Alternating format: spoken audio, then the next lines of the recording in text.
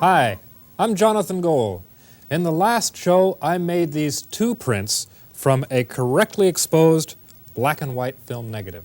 The printing process was pretty straightforward. In fact, this enlarged print here is also from the same negative that produced this print. I just enlarged that section. In this show, I will show you how to make good prints from incorrectly exposed black and white negatives, such as these. I'll make a print from this negative which is thin and underexposed. And I'll make a print as well from this negative which is overexposed, very dense, and somewhat contrasty. Now, adjusting the contrast and learning how to dodge out and burn in are some of the options you have in a photographic laboratory of your own. And these are also some of the techniques which a commercial lab will not normally do for you. Now, you may remember that I suggested making a test print, that is a test strip print, for every negative that you want to print. That's simply because all the negatives you take might have different densities, one from the other, due to somewhat different exposures. However, if a negative happens to be more than one stop overexposed or more than one stop underexposed, you may have to change more than just the exposure to get the result that you want. You might also have to change the contrast of that negative, of that print. Here, I'll show you what I mean. Here is a print made from an underexposed negative. And here is another print that was made from an overexposed negative. Now, both of these prints were made on Kodak's polycontrast RC paper exactly as it came from the box. The print from the underexposed negative, the one on this side, is very, very flat, very uninteresting. The highlight tones, which are the tones of the face, are not much lighter than the shadow tones in the hair. They really should be much lighter, and the hair should be much darker. This print has very low contrast, and it came from a negative that also had very low contrast. It has, in addition, of course, no rich, pure black. The tones that should be black are a light gray. There's no snap, there's no life. The light qualities in the print are very uninteresting and very, very dull. The overexposed print, at first, looks a little bit better. Well, this is really a print from an overexposed negative. For me, it's a much harsher print. The facial tones, I think, are too light. They're a little bit too harsh. The shadow tones in the hair are far too dark. It really didn't look this way when I made the picture. This picture has a bit too much contrast, excessive contrast, and so did the negative from which it came. Fortunately, both of these prints can be corrected in the darkroom. Now, contrast in photography refers to the apparent difference between the light areas and the dark areas in the actual scene, in the negative, and in the final print. And even if it's even possible to have a correctly exposed negative that has a very high or very low contrast to it if the original scene was that way. For example, if you're photographing on a very overcast day where the light seems to be coming from everywhere, you won't have very dark shadows. The contrast of the scene will be low, so will the negative. On the other hand, you might find yourself at a beach one day and the light will be coming very strongly from one side and the shadows on the other side will be extremely dark, very, very black. That would be a high contrast scene and would also produce a high contrast negative, almost no matter how you exposed it. Within certain limits, you can correct for a high contrast negative by printing it onto a low contrast or soft photographic paper, and you can also correct for a low contrast negative by printing it onto a high contrast paper, also called a hard paper. These are some photographic papers which are graded. They are numbered paper, numbers from 1 to 4. Here, I'll spread them out so that you can see them a little easier. Here are the numbers 1, 2, 3, and 4. 1 means that it is a low contrast paper. The numbers 2 and 3 basically are normal contrast papers. And the number 4 paper is a much higher contrast paper, also called a very hard paper. They are sold as separate numbers. You can buy them in envelopes like this, or you can buy them in boxes of 100 sheets apiece. You choose the number according to the contrast you need or want. To increase the contrast, you use a high-numbered paper, the number 4 paper, and to decrease the contrast, you use a low-numbered paper. The reason I suggested that you start out with Kodak's polycontrast paper, like this, is that you can make it a low contrast, a normal, or a high contrast paper simply by printing it through a polycontrast filter such as this. Now, polycontrast paper is a two-layered paper. One layer is sensitized mostly to yellow light, and that's the low contrast layer. The second layer is sensitized to purple light, and that's the high contrast layer.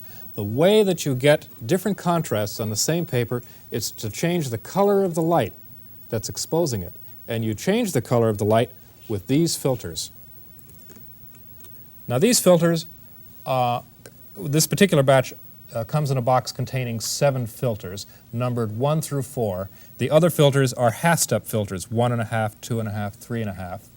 And the filters also usually come with a handy little holder that you attach underneath your enlarging lens, which can hold the filter like that. The number 1 filter is the low contrast filter, and it's yellow. Then you have the number 2, like that. That's the more normal one. And the number 3 is somewhat more purple. That's also normal, but a little more contrasty. And the number 4 is the most contrasty filter of all, and it's a deep purple. In practice, you choose a filter in reverse to the contrast of the negative. For a low contrast negative, use a high contrast filter. And for a high contrast negative, you use a low contrast filter. It's very, very simple. Polycontrast paper used without a filter of any kind becomes a number 2 grade paper, a normal paper. 2 papers are traditionally used for making normal prints of normal contrast from a normal contrast negative, correctly done negative. The number 3 filter is also considered by some photographers to be a normal filter too, but it does, because it's a higher number, produce a somewhat more contrasty result in the final print. One of the reasons I recommended the polycontrast rapid paper is for reasons of cost. It becomes much less expensive to buy 1 box of paper and a set of filters in the long run than it is to buy 4 complete boxes of paper, each a different number. And I really think this matter of cost is important to a beginning photographer. You don't want to be shy, because of cost, about making as many prints as you need to make to learn the craft of photography. Before using any filter, just like with a camera lens, you have to clean it, or at least make sure that it's clean. Now, if it just has some dust on it, you can, of course, just dust it off with a negative dust brush. I'll show you one of those later on. But if you're going to actually clean it because it has a fingerprint on it, the manufacturer recommends that you take a little water and mix it with a little bit of rubbing alcohol, and you take a little cotton swab of it damped, and you wipe off the fingerprint in this fashion. You'll get some watermarks on it, and when it's dry, you can very carefully take a dry cotton and like that and clean it off. Never clean it with regular negative cleaning, lens cleaning paper, because you may scratch it. These are very delicate plastic filters. And of course, you keep them clean by storing them in the box that they came in. Now let me show you how to use these particular filters.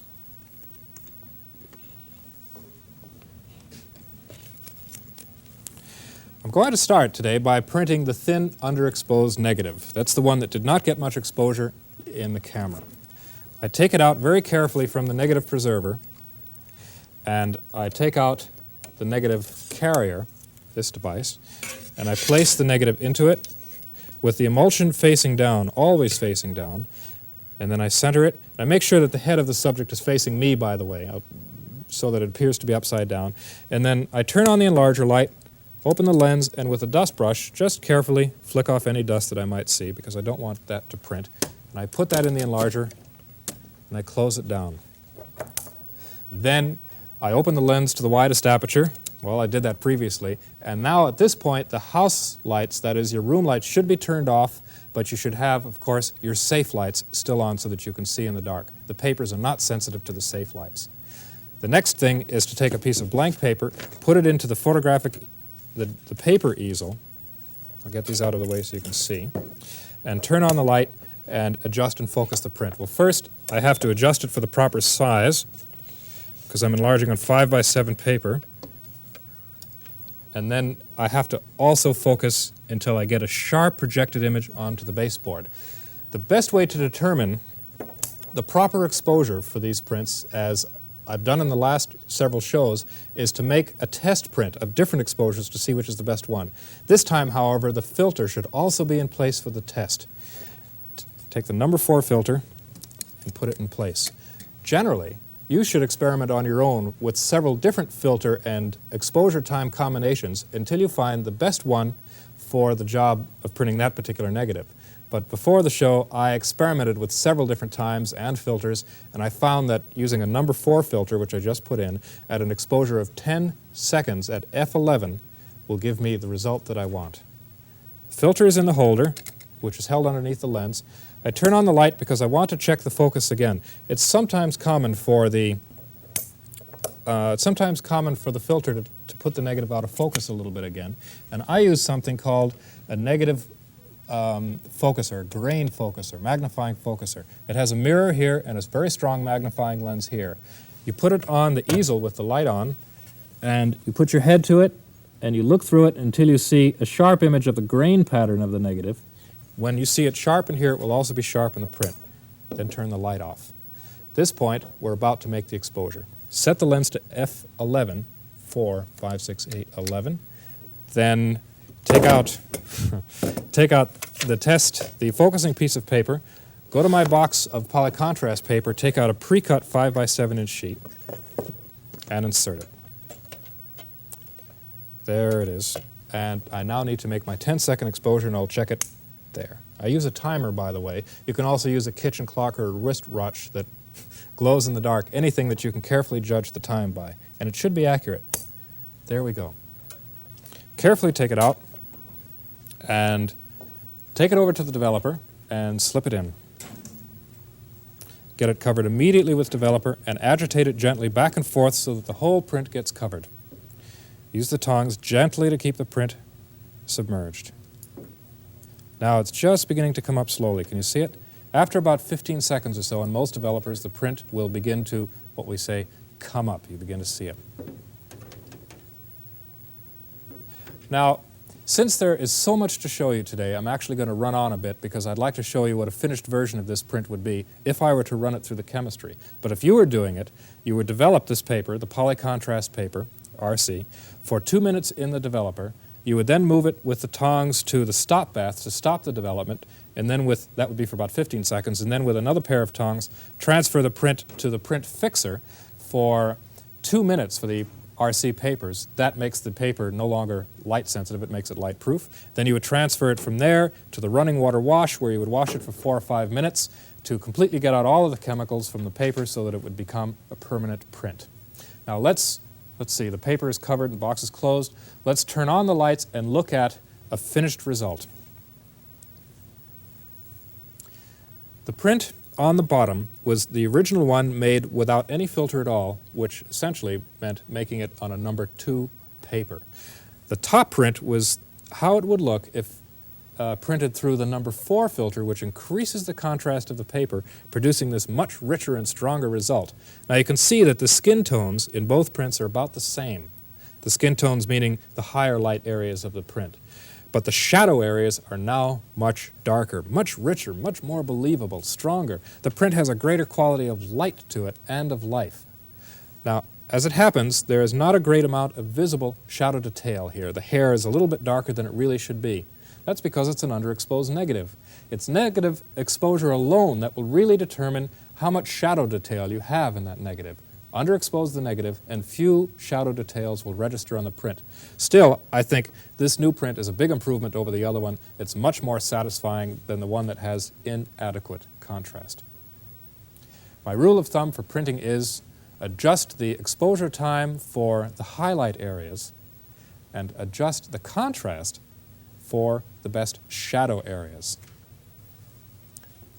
Now let's look at the other print, the one that was made originally from the high contrast negative.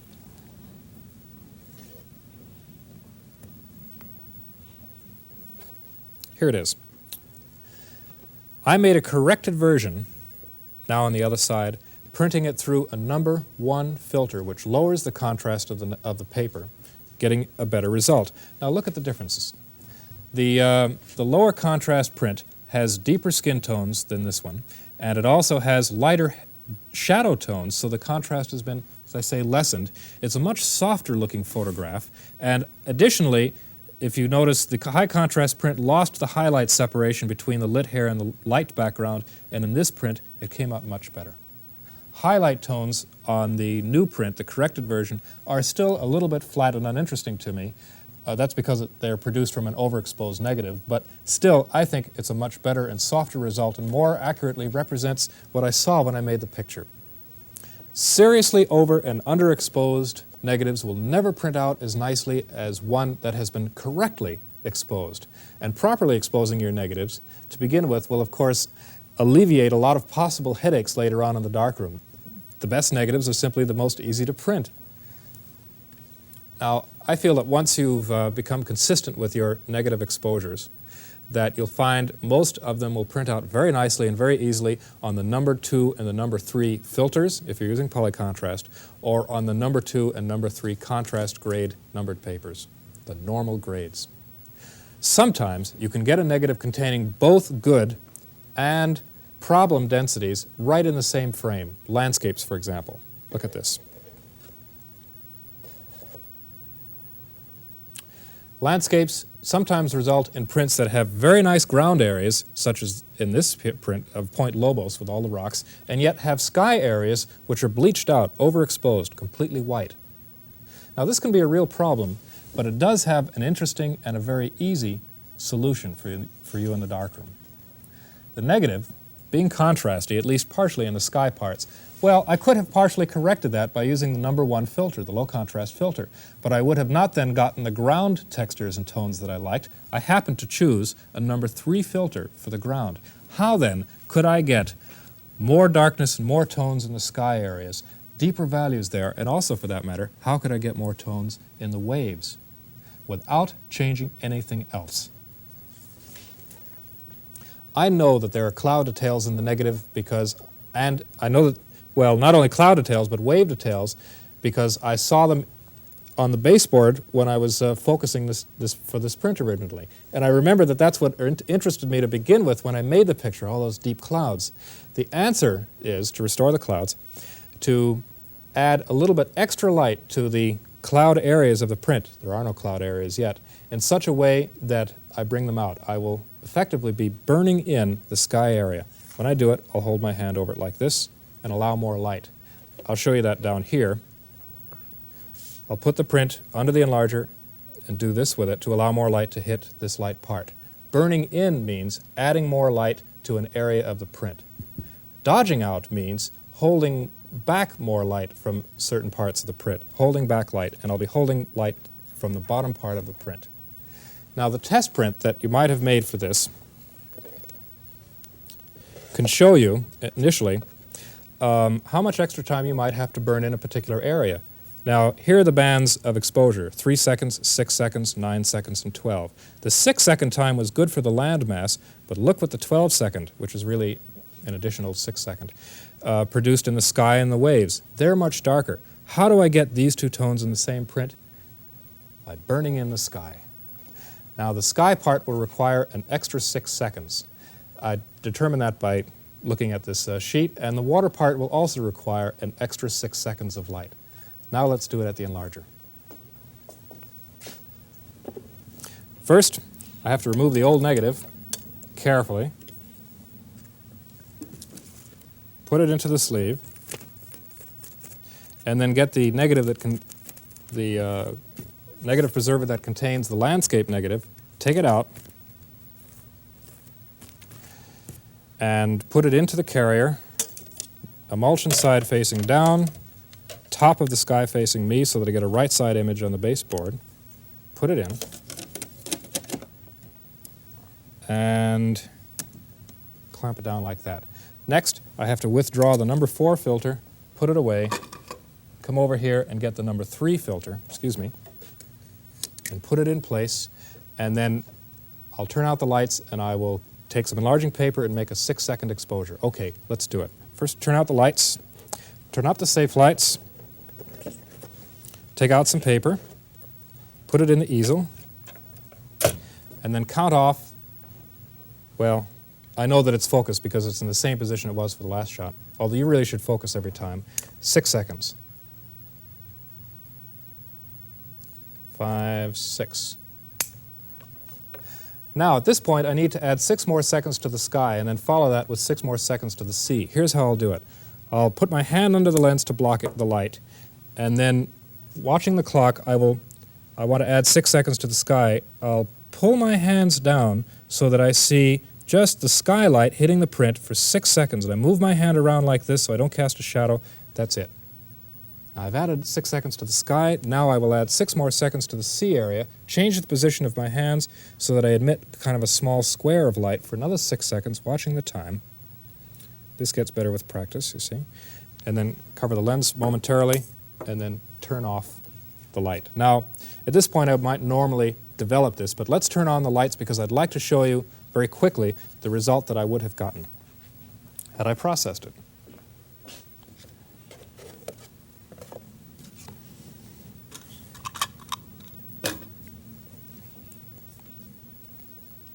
Look at the difference between the two prints. This one has much darker sky tones. Well, that's how the scene originally looked. It was a very romantic, dark day. Here, I think I'll just superimpose the older print against this for a second so you can see the difference between the white and the now cloudy sky and the white and the now detail-rich, wavy, choppy sea. Well, this print now is much, much stronger. It has a deeper and darker mood. By dodging and burning, I've managed to restore to this print the original feelings I had, original things that I saw in the original scene, and by looking at it again, I even get some of the same feeling I felt when I made the picture. Well, entirely different effect, simply done by the dodging and burning.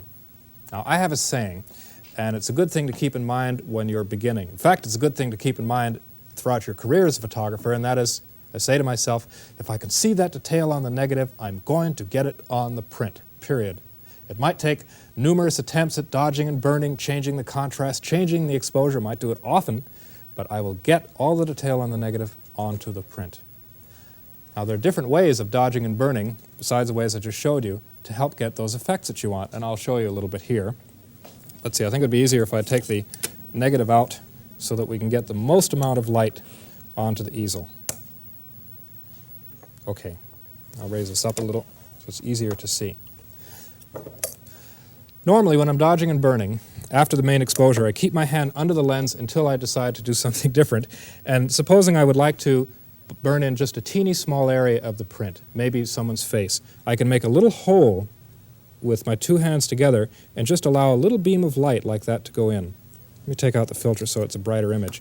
If I want to burn in a corner, I can just let a corner get burned in like that.